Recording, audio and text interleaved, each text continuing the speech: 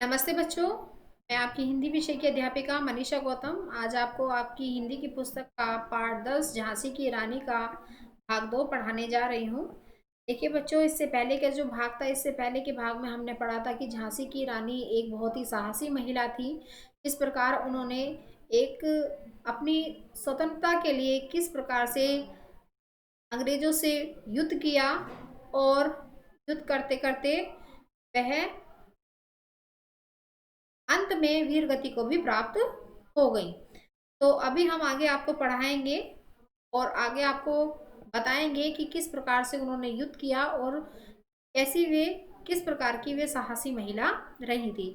हमने इनकी जो कवित्री हैं उनके बारे में पढ़ा था, जो हैं श्रीमती सुभद्रा कुमारी चौहान जी, कि उन्होंने किस प्रकार से रानी लक्ष्मीबाई का एक साहसी स्त्री होने का परिचय इस अपनी कविता में दिया है। तो आइए बच्चों शुरू करते हैं। देखिए बच्चों, इस कविता में कुछ कठिन शब्द हैं जिनका अर्थ हम पहले भी आपको बता चुके थे। साथ के साथ आप नोट करते चलेंगे। एक पेंसिल ले लीजिए और एक कॉपी ले लीजिए और साथ के साथ जो कठिन शब्द हैं उनको नोट करते चलिए। अगर आप इन्हें पहले ही नोट कर लेंगे तो आगे आपको कोई दिक्कत नहीं होगी। तो आइए बच्चों शुरू करते हैं। अरुणे विनय नहीं सुनता है विकट फिरंगी की माया, व्यापी व्यापारी बन दया चाहता था जब यह भारत आया। डलहौजी ने पैर पसारे अब तो पलट गई काया, राजाओं नवाबों को भी उसने पैरों ठुकराया। रानी दासी बनी बनी यह दासी अब महारानी थी, कुंदेले हर बोलो के मुंह सुनी कहानी थी।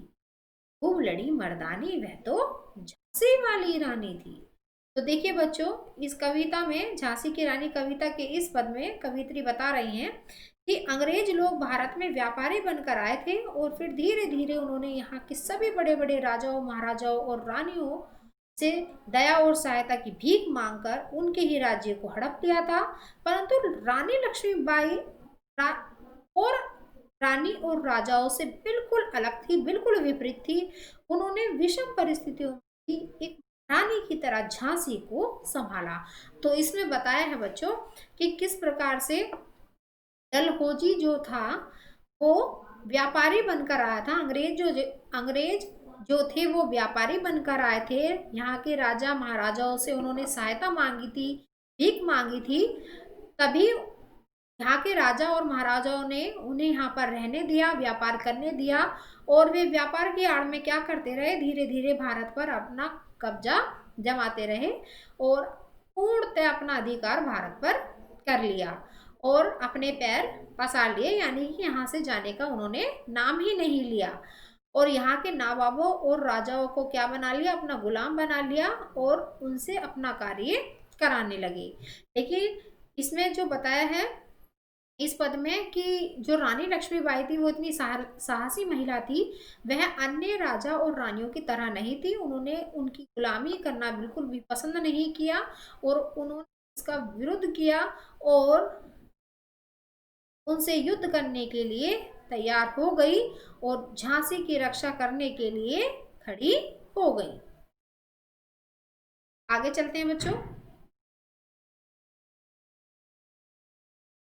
छिनी राजधानी दिल्ली की, लिया लखनऊ बातों बात, कैद पेशवा था बिठूर में, हुआ नागपुर का भी घात, उदयपुर तंजौर सतारा कर्नाटक की कौन बिसात, जबकि सिंध पंजाब ब्रह्मा पर भी अभी हुआ था रजनीपात, बंगाले मद्रास आदि की भी तो यही कहानी थी, बुंदेले हर बोलो के मुंह सुनी कहानी थी, खूब लड़ी मर्दानी वह तो झांसी वाली रानी थी।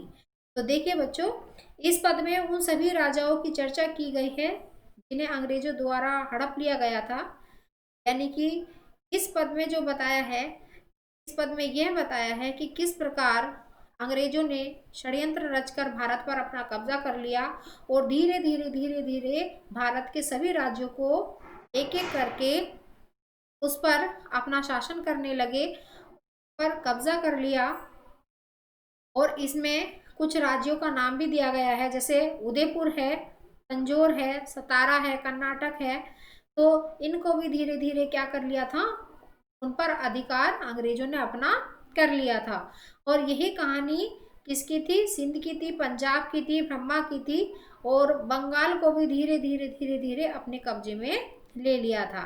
और ये कहानी किसके मुंह से सुनी थी? ये कहानी बुंदेलों के मुंह से सुनी गई थी कि झांसी की रानी जो थी वो अन्य राजा और राजाओं, रानी और राजाओं से अलग थी और उन्होंने इसका विरोध किया था। आगे चलते हैं बच्चों। रानी रोई रानी वासों में, बेगम गम से थी बेजार, उनके गहने कपड़े बिकते थे कलकत्ता के बाजार। सरे आम नीलाम छापते थे अंग्रेजों के अखबार, नागपुर के जेवर ले लो, लखनऊ के लो 9 लखा हार। तो जो अंग्रेज थे वो इतने निर्लज प्रवृत्ति के इंसान थे, तो उन्होंने क्या किया, जो वहां की जो रानियां थी, इस पद में क्रूर अंग्रेजों की जो निर्लजता है वो स्पष्ट हो रही है कि किस प्रकार उन्होंने सभी राजाओं को, बादशाहों की हत्या करके उनकी बेगम और रानियों की इज्जत के साथ खिलवाड़ किया। और चाहे वह कहीं की भी बेगम हो, जैसे लखनऊ और कलकत्ता, नागपुर, इसमें जगह का भी उल्लेख किया गया है कि किस स्थान की कौन सी बेगम थी। तो सभी जो रानियां थी, बेगम थी, उनके साथ क्या करते थे, वो उनके राजाओं की, उनके बादशाहों की हत्या करके उनके राज्य को तो हड़पते ही थे, साथ के साथ उनकी रानियों से भी बदतमीजी करते थे, उनके कपड़े और जेवर छीन लेते थे और उन्हें बाजारों में नीलाम करते थे। और उनका अगला कदम किस पर था? झांसी की ओर था कि अब झांसी को भी अपने कब्जे में लेना है। आगे चलते हैं बच्चों।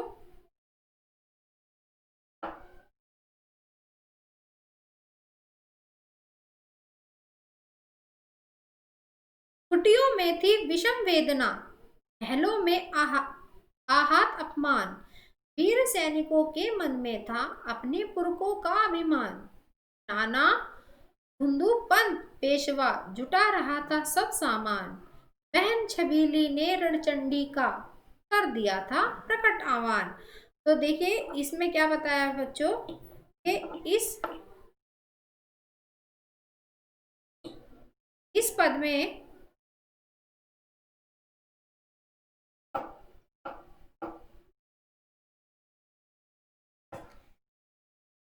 में बताया गया है कि चाहे वो गरीब हो या अमीर, सभी के मन में अंग्रेजों के लिए विद्रोह की चिंगारी धधक रही थी। सभी सैनिक नाना साहब पेशवा जो कि कानपुर के राजा थे, उनके नेतृत्व में युद्ध करने का प्रण कर लिया था कि उनका साथ देना है, उनकी रक्षा करनी है। साथ ही में उनकी मुंह बोली बहन लक्ष्मीबाई जो थी, और उन्होंने भी युद्ध करने का प्रण ले लिया था और अंग्रेजों के साथ युद्ध करने के लिए तैयार हो गई थी। तो देखिए बच्चों इस पद में क्या है, इस पद में ये है कि जो नाना साहेब थे, पेशवा जो थे, उनको क्या कर लिया था, अंग्रेजों ने कैद कर लिया था। कहाँ कर लिया था? बिठूर में कर लिया था। और उसी से ग्रस्त होकर जो उनकी बहन थी रानी लक्ष्मीबाई, उन्होंने अपने भाई को बचाने के लिए अंग्रेजों के साथ युद्ध करने के लिए वह तैयार हो गई। और धीरे धीरे धीरे धीरे उस युद्ध की चिंगारी अन्य लोगों के मन में भी जागृत हो गई और उनको बचाने के लिए प्रत्येक व्यक्ति युद्ध करने के लिए तैयार हो गया, क्योंकि हर व्यक्ति को अपनी स्वतंत्रता प्रिय थी और स्वतंत्रता प्राप्ति के लिए वह युद्ध में कूद पड़े।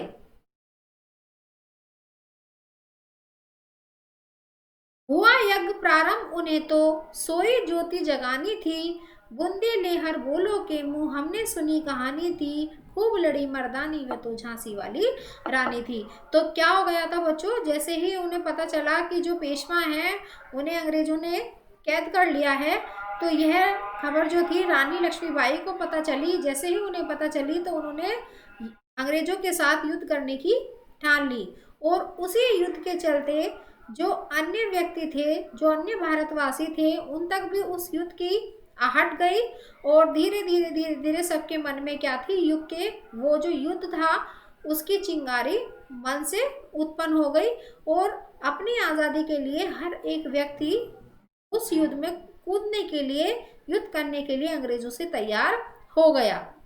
तो यह कहानी किससे सुनी गई है? ये कहानी बुंदेलों के मुंह से सुनी गई है कि एक झांसी की रानी थी, बहुत साहसी महिला थी, जो अपनी झांसी को बचाने के लिए अंग्रेजों से भी लड़ गई। आगे चलते हैं बच्चों। महलों ने दी आग, झोपड़ी ने ज्वाला सुलगाई थी, यह स्वतंत्रता की चिंगारी अंतर्मन से आई थी। झांसी चेती, दिल्ली चेती, लखनऊ लपेटे छाई थी, मेरठ कानपुर पटना ने भी भारी धूम मचाई थी। जबलपुर कोल्हापुर में भी कुछ हलचल उकसानी थी। बुंदेले हर बोलो के मुंह हमने सुनी कहानी, खूब लड़ी मर्दानी में तो झांसी वाली रानी थी। तो इसमें यह बताया गया है बच्चों, झांसी की रानी कविता के इस पद में यह बताया गया है कि विद्रोह की चिंगारी देश के हर राज्य में सुलग रही थी, चाहे वो झांसी हो या लखनऊ, दिल्ली हो या मेरठ, कानपुर हो या पटना। राजा, वहां के राजाओं ने भी इसमें अपना पूरा साथ दिया था। साथ ही साथ जबलपुर और कोल्हापुर जैसे बड़े शासकों ने भी सन 1857 की क्रांति में बढ़ चढ़कर हिस्सा लिया था। तो इस पद में यह बताया है कि धीरे धीरे किस प्रकार से भारतवासियों के मन में स्वतंत्रता की को प्राप्त करने की चिंगारी उत्पन्न हो गई, और उन्होंने झांसी की रानी के साथ साथ भारत को स्वतंत्रता दिलाने की सोच ली, ठान ली, और बढ़ चढ़कर इस युद्ध में भाग लिया। तो देखिए बच्चों, यह पद हमारा यहीं समाप्त होता है। इसे अगली वीडियो में अगली कविता के बारे में हम आपको पढ़ाएंगे। जो पद बाकी रह गए हैं, बच गए हैं, तो वो हम इससे अगली वीडियो में आपको पढ़ाएंगे। ठीक है बच्चों, यह वीडियो हमारे यहीं समाप्त होता है। धन्यवाद।